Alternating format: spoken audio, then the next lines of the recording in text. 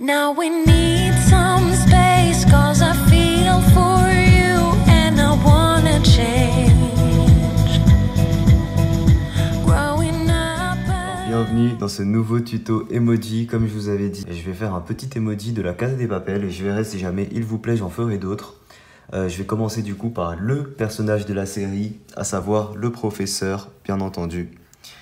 J'ai fait une petite vidéo sur la série, si jamais vous ne l'avez pas vue, n'hésitez pas à voir, où je donne mon avis dessus et tout. Mais globalement, c'est une série que j'ai adorée. Alors, du coup, pour dessiner le petit professeur, on va commencer par faire un cercle, comme d'habitude.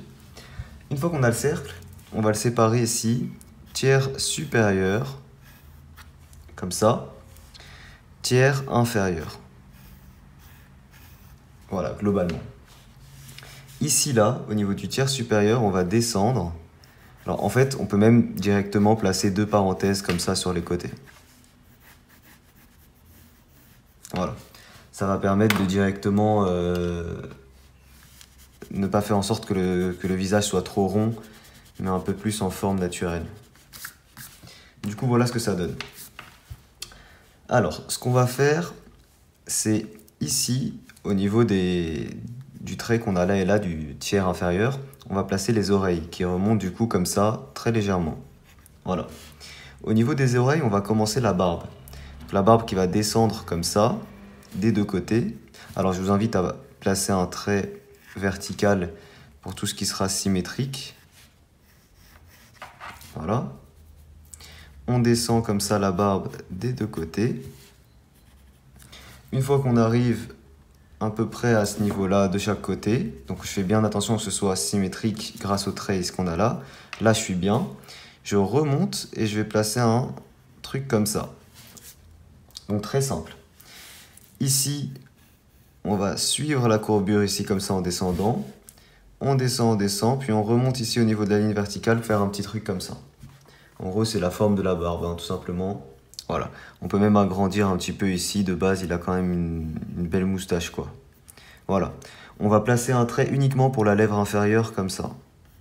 Voilà, la lèvre supérieure étant cachée par la moustache. Alors, pour le nez, on va placer, donc c'est un nez assez simple, on va placer un petit trait comme ça, donc une petite boule comme ça, on va dire, vers le haut. Et pour les, comment on appelle ça, les narines, on va placer des petits trucs comme ça de chaque côté. Et ça nous fait le nez du coup du professeur. Ensuite, ce qu'on va faire, c'est ici, on va placer les lunettes de chaque côté. Donc on va placer les deux traits comme ça, et les grosses lunettes ici qui viennent, donc faut pas hésiter à les faire bien grosses. Personnellement, moi je galère à les faire symétriques à chaque fois les lunettes. Pourtant c'est simple à faire, hein, mais je galère à les faire symétriques. Voilà, nickel. Ici au niveau des oreilles, on peut commencer à faire les cheveux. Pour les cheveux, on va faire un truc assez simple, hein. Donc les cheveux, c'est un truc ils vont descendre jusque là. Et on va faire comme ça, des rebords ici un peu irréguliers qui descendent jusqu'à de chaque côté des oreilles et qui remontent ici. Voilà, ici on essaye de faire une forme un petit peu comme ça, parce que c'est la forme des cheveux qu'il a. Donc voilà ce que ça nous donne à peu près. Et du coup, il manque les sourcils et les yeux, donc les yeux on va les placer juste ici de chaque côté. Pour cela on fait très simple, deux parenthèses comme ça de chaque côté. Et la pupille qu'on fait à l'intérieur. Ok, on peut placer ensuite les sourcils. Voilà, comme ça. Et enfin le petit trait des lunettes qui part dans les cheveux. Et voilà, on est bon pour notre petit emoji professeur. Alors ensuite, je repasse avec le Sakura 0,2 mm sur mes traits de construction. Ici, la barbe, faites-la bien monter jusqu'aux cheveux, hein, comme ça. Ici, pareil, la barbe remonte jusqu'aux cheveux. Alors les traits pour les lunettes, il faut en placer un au-dessus, donc limite qui suit ici, comme ça, et un petit peu en dessous. Voilà, comme ça. Les deux sur les côtés. Les sourcils, on peut les faire un peu à l'arrière des lunettes, c'est pas bien grave. Et enfin les yeux. Et voilà, parfait, on peut gommer nos traits de construction. Alors, une fois qu'on a les traits de construction comme ça, je repasse avec le Papermate. On peut rajouter des petits effets de poils en faisant ça, comme ça. Il y a un petit truc qui me gêne au niveau des yeux. Je sais pas, est-ce que je les fais plus grands ou pas? Je vais essayer de les faire plus grands. Du coup, pour ça, j'espère que j'ai pas tout gâché. J'utilise le rebord supérieur pour agrandir en gros complètement la paupière, comme ça. Ici sur les côtés, on va faire comme si c'était la pupille, comme ça. Et on place du coup le rebord inférieur des deux côtés. Voilà ce que ça donne. Alors là, ça fait très bizarre, c'est normal, il faut colorier en noir.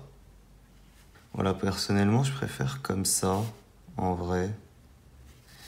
Même si on colorie toute la pupille quasiment en noir, on va laisser un petit reflet comme ça, par exemple.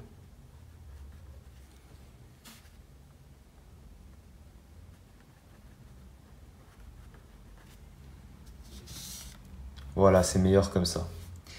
C'est meilleur comme ça. En plus, ça fait un petit air un peu plus emoji, quoi. Ok, alors ensuite, les lunettes. Ok, il nous manque juste les cheveux. Pour les cheveux, j'ai pas expliqué comment faire les petites formes que j'ai fait. C'est pas bien grave, hein, vous faites un peu comme vous voulez les cheveux. Et voilà, parfait, on va passer du coup à la couleur. Je vais pas trop rajouter d'épaisseur autour, je pense. Ou quoique, on va en faire une toute légère. Allez, on va en faire une toute légère. Ok, pour la couleur, du coup, j'utilise la couleur vanille des Pro Markers pour la couleur de la peau.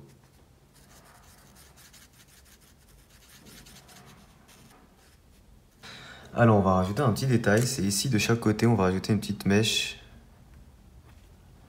Comme ça.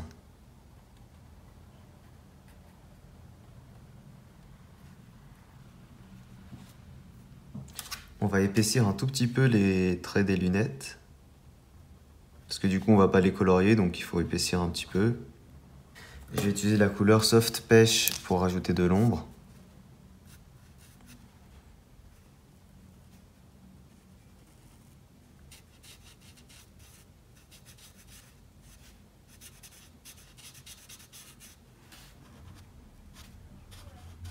Voilà l'ombre très simple, hein, comme d'hab.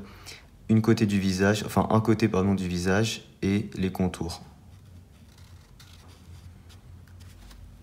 Voilà, on peut en faire aussi un petit peu ici autour de l'œil.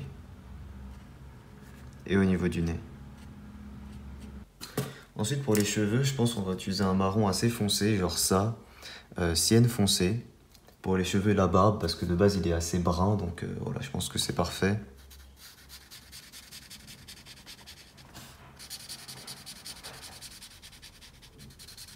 Ensuite, je vais utiliser la couleur Walnut pour rapporter l'ombre au niveau de ça, justement.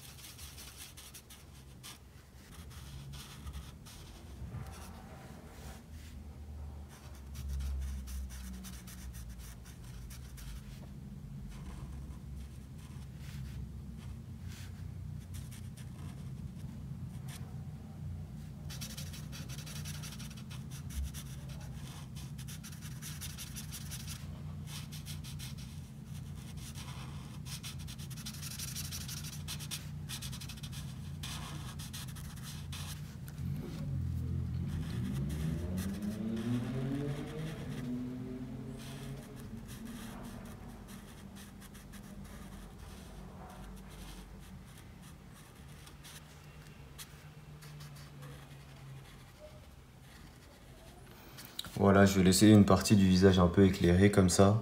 Je trouve que c'est pas trop mal. Alors de base, il est un peu plus brun que ça, mais c'est pas grave. Écoutez, je vais le laisser comme ça. Je le trouve vraiment pas mal. À la limite, ce qu'on peut rajouter encore, c'est une couleur dans les yeux. C'est un léger marron clair autour des yeux. Et c'est parfait. Les amis, je suis super content. Je le trouve très ressemblant. Donc c'est l'essentiel. Enfin, on voit bien que c'est lui. Après, c'est vrai qu'il a des traits assez caractéristiques comme personnage. Le nez est assez caractéristique, la barbe, les lunettes, les yeux. et les cheveux, ce qui fait qu'il est facilement reconnaissable. Du coup, voilà, dites-moi si jamais ça vous plaît, dites-moi si jamais vous voulez que je continue dans la Casa de Papel. Vous inquiétez pas, du Fortnite arrive très bientôt. Si jamais vous voulez autre chose comme personnage, que ce soit Casa de Papel, Fortnite ou autre chose, dites-moi en commentaire. N'hésitez pas à me rejoindre sur mes réseaux, tout est en description. Je rappelle qu'il y a un concours en cours sur Amino, donc n'hésitez pas à participer, vous pourrez gagner les dessins gratuitement, dont celui-là. Moi je vous dis à très vite pour un prochain tuto. Ciao tout le monde.